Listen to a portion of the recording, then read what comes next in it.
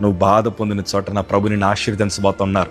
నువ్వు కొరత అనుభవించిన చోట నా ప్రభు నిన్ను సమృద్ధి చేత నింపబోతున్నారు. అవమానం పొందిన చోట నా ప్రభు నిన్ను గణపరచబోతున్నారు.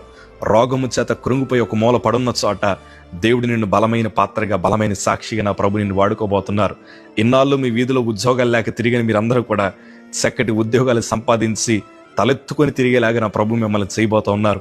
నీ పిల్లలు చెడిపోయారు, నీ పిల్లలు బాగుపడరు, నీ కుటుంబం అంతా సర్వనాశనం అయిపోతుందని శపించిన వారి కళ్ళ ఎదుట నీ కుటుంబం అంతా సమృద్ధి చేత నా ప్రభు నింపబోతూ ఉన్నారు. నేను అంటాను, అన్ని రోజులు ఒకలా ఉండవు.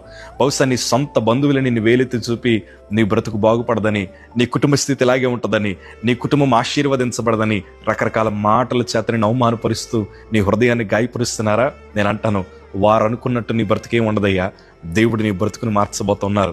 చాలా మంది మా కుటుంబాన్ని శపించారు. చాలా మంది నన్ను ఏమన్నారు తెలుసా? వీడి ఎదగడు, వీడి బ్రతుకంతా ఇలాగే ఉంటుందని చాలా మంది నిందించారు. ఆ నింద పొందిన చోటే ఈరోజు సేవకుడిగా ప్రభు నిలబెట్టినట్లే నా 2 చేతులు జోడించి చెప్తున్నాను, మీ స్థితి కూడా నా ప్రభు మార్చబోతున్నారు. అయ్యా, ఎన్నడూ వెనుకడుగు వేయొద్దు. నీ భక్తిని కాపాడుకుంటూ రండి.